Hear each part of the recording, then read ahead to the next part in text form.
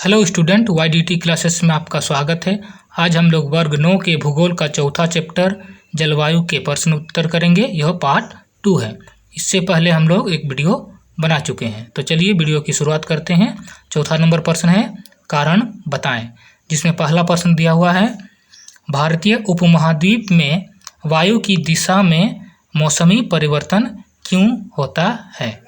ठीक है, तो प्रश्न है कि जो भारतीय उपमहाद्वीप है, यहाँ वायु की दिशा के कारण मौसम में परिवर्तन क्यों होता है। ठीक है, तो इसका उत्तर होगा सूर्य के उत्तरायण के कारण ग्रीष्म ऋतु में भारत के उत्तरी पश्चिमी मैदानी भाग बहुत अधिक गर्म हो जाता है। तो क्या है कि सूर्य के उत्तरायण का अर्थ होता है कि जब सूरज दक्षिण से उत्तर दिशा की तरफ बढ़ता है। ठीक है, तो उस समय क्या होता है कि उत्तरी पश्चिमी मैदानी भाग बहुत अधिक गर्म हो जाता है, जिसके कारण यहाँ निम्न दाब विकसित होता है, और जिसके कारण वहाँ का जो वायु दाब है वो निम्न वायु दाब विकसित होता है। इसके विपरीत दक्षिण में हिंद महासागर के ऊपर ठंड के कारण उच्च वायुदाब विकसित होता है। और इसके विपरीत क्या होता है कि दक्षिण में हिंद महासागर के ऊपर ठंड के कारण उच्च वायुदाब विकसित होता है। ठीक है, जिसके कारण पवनें हिंद महासागर के उच्च दाब से भारत के पश्चिमी मैदानों में विकसित निम्न दाब वाले क्षेत्र की ओर चलने लगती है। और जिसके कारण क्या होता है कि पवनें हिंद महासागर के उच्च दाब से भारत के पश्चिमी मैदानों में विकसित निम्न दाब की तरफ चलने लगती है। ठीक है, जबकि शीत ऋतु में सूर्य के दक्षिणायन के कारण भारतीय उपमहाद्वीप में ठंड पड़ने लगती है। तो आगे देखते हैं कि हम लोग शीत ऋतु में सूर्य के दक्षिणायन अर्थात जब सूर्य उत्तर से दक्षिण की तरफ बढ़ती जाती है, ठीक है, तो उस समय भारतीय उपमहाद्वीप में ठंड पड़ने लगती है, जिससे हिमालय के ऊपर में उच्च दाब विकसित होता है, और जिसके कारण हिमालय के ऊपर उच्च वायुदाब विकसित होता है, जबकि दक्षिण में हिंद महासागर के ऊपर निम्न दाब विकसित होता है, और जबकि दक्षिण में हिंद महासागर के ऊपर निम्न दाब विकसित होता है। इसी कारण शीत ऋतु में पवनें दक्षिणी पश्चिम की ओर चलती है, और जिसके कारण क्या होता है कि जो पवनें हैं वे दक्षिण पश्चिम की ओर चलती है। इस प्रकार हम कह सकते हैं कि भारतीय उपमहाद्वीप में वायु की दिशा में मौसमी परिवर्तन होता है। ठीक है, अगला प्रश्न देखते हैं हम लोग। दूसरा नंबर,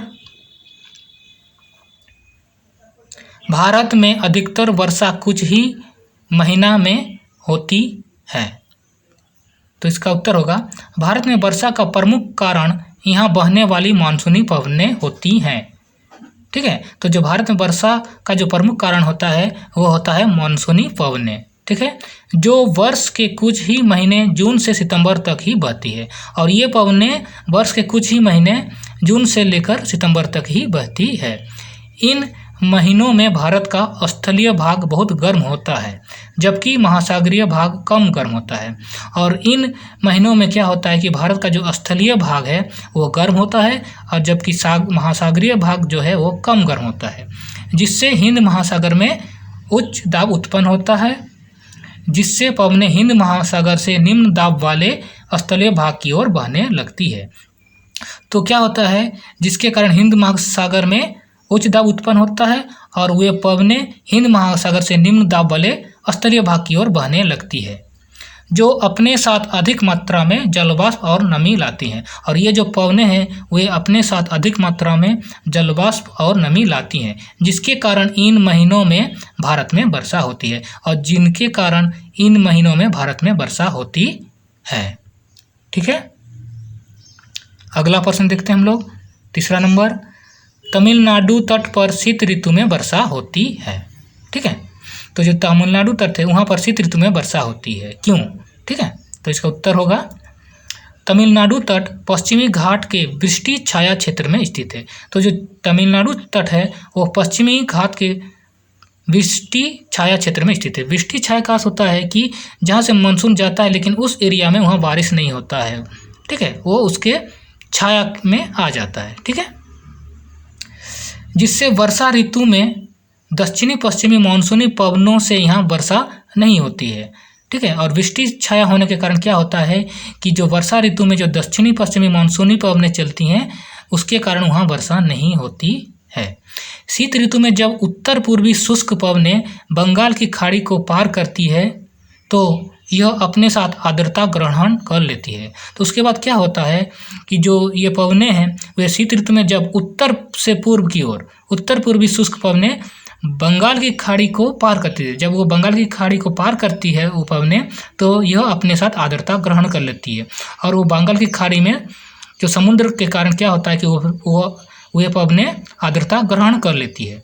आर्द्रता से भरी यह पवनें जब तमिलनाडु तट पर पहुंचती है तो यहाँ वर्षा करती है। और वे जो आर्द्रता से भरी पवनें होती हैं वे जब तमिलनाडु तट पर पहुंचती हैं तो यहाँ वर्षा करती है। यही कारण है कि तमिलनाडु तट पर शीत ऋतु में वर्षा होती है, और यही कारण है जिसके कारण तमिलनाडु तट पर शीत ऋतु में वर्षा होती है, ठीक है। अगला प्रश्न है चौथा नंबर, पूर्वी घाट के डेल्टा वाले क्षेत्र में प्राय चक्रवात आते हैं। तो क्या होता है कि जो पूर्वी तट के डेल्टा वाले क्षेत्र हैं वहाँ प्राय चक्रवात आता है, क्यों, ठीक है। तो इसका उत्तर होगा अक्टूबर नवंबर के महीनों में लौटती हुई मानसूनी पवनें उत्तर पूर्व बंगाल की खाड़ी में आ जाती है। तो क्या होता है कि अक्टूबर नवंबर के महीनों में जो मानसूनी पवनें हैं वे लौटती हुई उत्तर पूर्व बंगाल की खाड़ी में आ जाती है। इन शुष्क पवनों के कारण अंडमान सागर के ऊपर चक्रवाती निम्न दाब विकसित होता है, और इन शुष्क पवनों के कारण क्या होता है कि अंडमान सागर के ऊपर चक्रवाती निम्न दाब विकसित होता है, यानी चक्रवात बनता है। यह चक्रवात पूर्वी पर स्थित गोदावरी, कृष्णा, कावेरी के डेल्टा क्षेत्रों को पार करते हुए व्यापक वर्षा करते हैं। तो यह चक्रवात क्या होता है कि जो पूर्वी पर स्थित हैं गोदावरी, कृष्णा और कावेरी के डेल्टा क्षेत्र को पार करते हुए व्यापक वर्षा करते हैं, ठीक है। यह विनाशकारी चक्रवात कभी कभी उड़ीसा, पश्चिम बंगाल और बांग्लादेश के तटीय क्षेत्र को भी प्रभावित करते हैं। और कभी कभी यह विनाशकारी चक्रवात क्या होता है कि उड़ीसा, पश्चिम बंगाल और बांग्लादेश के तटीय क्षेत्र को भी प्रभावित करता है, ठीक है। अगला प्रश्न देखते हैं पांचवा नंबर, राजस्थान, गुजरात के कुछ भाग तथा पश्चिमी घाट का वृष्टि छाया क्षेत्र सूखा प्रभावित क्षेत्र है। तो क्या है कि जो राजस्थान, गुजरात और पश्चिमी घाट का जो वृष्टि छाया क्षेत्र है वह सूखा प्रभावित क्षेत्र है। कैसे, ठीक है। तो इसका उत्तर होगा राजस्थान, गुजरात के कुछ भाग तथा पश्चिमी घाट का वृष्टि छाया क्षेत्र सूखा प्रभावित क्षेत्र है, क्योंकि इन क्षेत्रों में मानसून के दौरान बहुत कम वर्षा होती है। तो क्या होता है कि इन क्षेत्रों पर मानसून के दौरान बहुत कम वर्षा होती है। राजस्थान और गुजरात में कोई ऐसा उच्च पर्वत नहीं है जो दक्षिणी पश्चिमी मानसूनी पवनों को रोककर वर्षा कर सके। तो क्या है कि राजस्थान और गुजरात में कोई भी ऐसा ऊंचा पर्वत नहीं है जो दक्षिणी पश्चिमी मानसूनी पवनों को रोककर वहाँ वर्षा कर सके, ठीक है। दूसरी, यह दक्षिणी पश्चिमी मानसून पवनों की दिशा के समानांतर स्थित है। और दूसरा हम लोग यह देखते हैं कि यह जो क्षेत्र है यह क्षेत्र दक्षिणी पश्चिमी मानसून पवनों की दिशा के समानांतर स्थित है, जिसके कारण यहाँ मानसून का प्रभाव नहीं होता है। इस तरह पश्चिमी घाट के पूर्व के क्षेत्र दृष्टि छाया क्षेत्र में स्थित हैं। तो उसी तरह हम लोग देखते हैं कि जो पश्चिमी घाट है वहाँ के जो पूर्व के क्षेत्र हैं वे दृष्टि छाया क्षेत्र में स्थित हैं। इसलिए जब दक्षिणी पश्चिमी मानसूनी पवनें पश्चिमी घाट के पश्चिम में भारी वर्षा करती है, ठीक है। तो क्या होता है कि जो दक्षिणी पश्चिमी मानसूनी पवनें हैं वे पश्चिमी घाट के पश्चिम में भारी वर्षा करती है, लेकिन यह पवनें जब पश्चिम घाट पर्वतों को पार करती है तो इनकी आर्द्रता लगभग समाप्त हो चुकी होती है। तो जो पश्चिमी घाट के पर्वतों को जब ये पवनें पार करती है तो इनकी जो आर्द्रता है वो लगभग खत्म हो चुकी होती है, जिसके कारण पश्चिमी घाट के पूर्व के क्षेत्र में वर्षा बहुत कम होती है। तो जिसके कारण क्या होता है कि पश्चिमी घाट के पूर्व के क्षेत्र में वर्षा बहुत कम होती है। इस प्रकार राजस्थान, गुजरात के कुछ भाग तथा पश्चिमी घाट का वृष्टि छाया क्षेत्र सूखा प्रभावित क्षेत्र है, ठीक है। अगला प्रश्न देखते हैं हम लोग, पांचवा नंबर, भारत की जलवायु अवस्थाओं की क्षेत्रीय विभिन्नताओं को उदाहरण सहित समझाएं। तो जो भारत की जलवायु है वे विभिन्न क्षेत्र में भिन्न भिन्न हैं, ठीक है, तो उन्हें समझाइए, ठीक है। तो इसका उत्तर होगा भारत की जलवायु मानसूनी है, परंतु फिर भी भारत के विभिन्न क्षेत्र में एक ही समय जलवायु भिन्न भिन्न होती है। तो जो भारत की जलवायु है वो मानसूनी है, परंतु फिर भी भारत के विभिन्न क्षेत्र में एक ही समय में जलवायु भिन्न भिन्न होती है।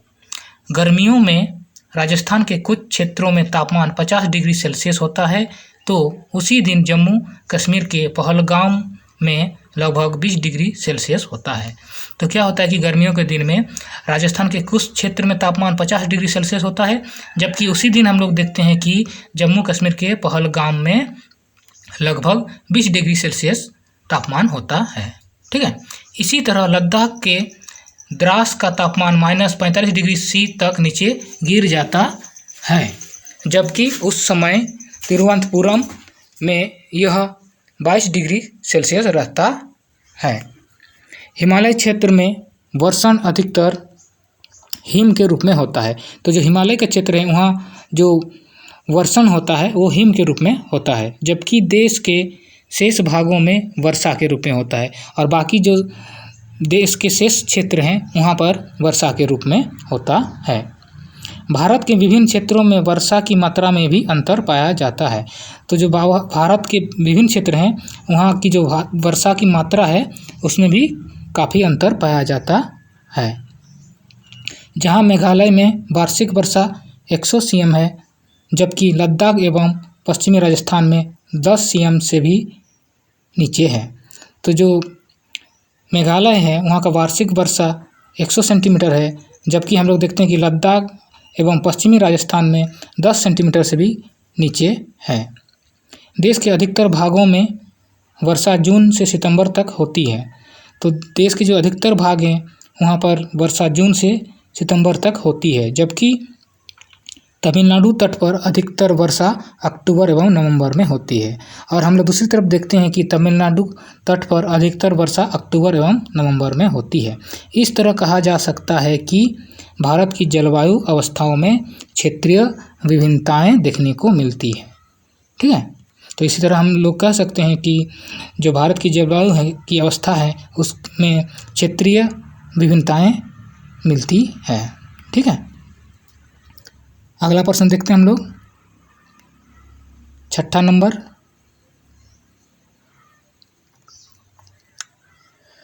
शीत ऋतु की अवस्था एवं उसकी विशेषताएं बताएं। तो इसका उत्तर होगा उत्तरी मैदान में शीत ऋतु का प्रारंभ मध्य नवंबर से होता है जो फरवरी तक रहता है।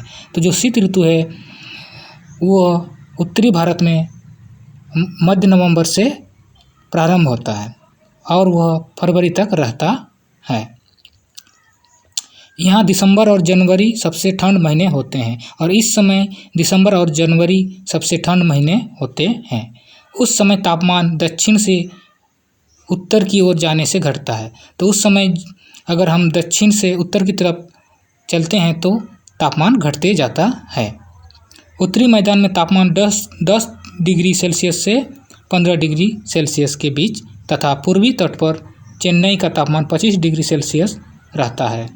तो उत्तरी मैदान में जो तापमान है वह 10 डिग्री सेल्सियस से 15 डिग्री सेल्सियस के बीच तथा पूर्वी तट पर चेन्नई का तापमान 25 डिग्री सेल्सियस रहता है, ठीक है।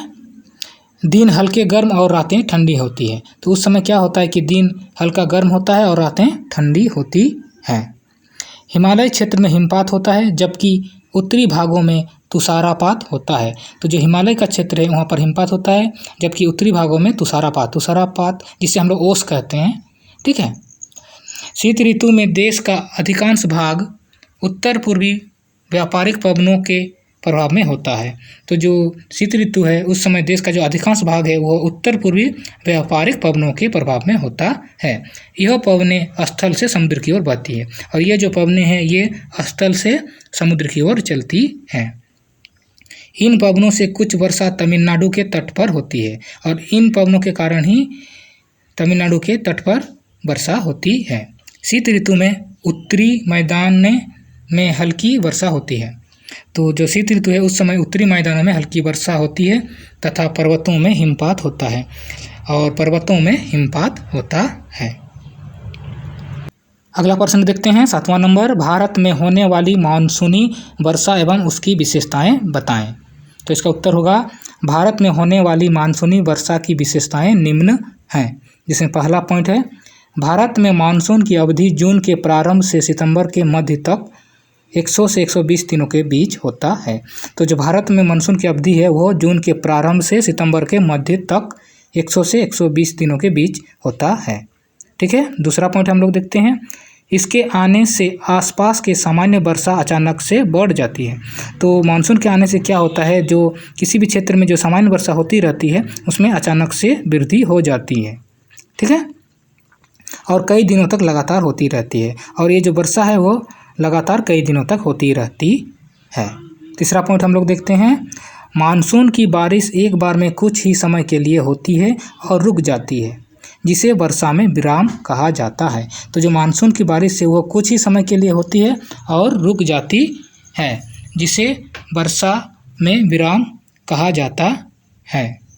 चौथा पॉइंट देखते हैं, इस समय देश के उत्तर पूर्वी क्षेत्र में वर्षा अधिक होती है। तो इस समय क्या होता है कि देश के उत्तर पूर्वी क्षेत्र में वर्षा अधिक होती है तथा दक्कन के पठार के दृष्टि छाया क्षेत्र एवं मध्य प्रदेश, राजस्थान, गुजरात, लेह में बहुत कम वर्षा होती है।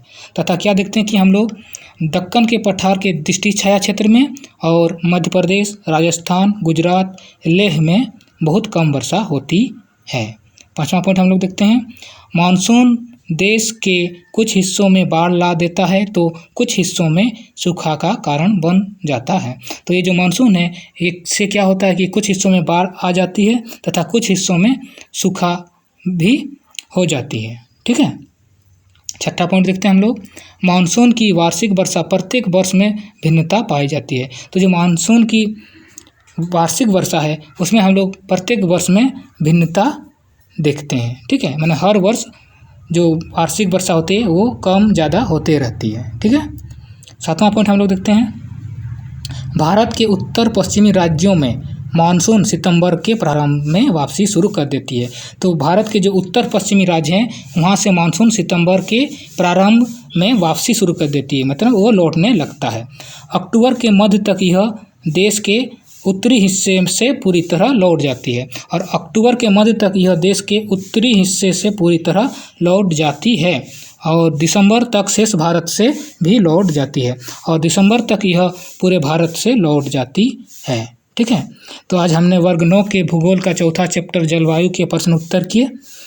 अगर आपको यह वीडियो अच्छा लगा तो लाइक और शेयर कीजिए, और अगर आप इस चैनल पर नए आए हैं तो इस चैनल को जल्दी से सब्सक्राइब कीजिए। मिलते हैं हम लोग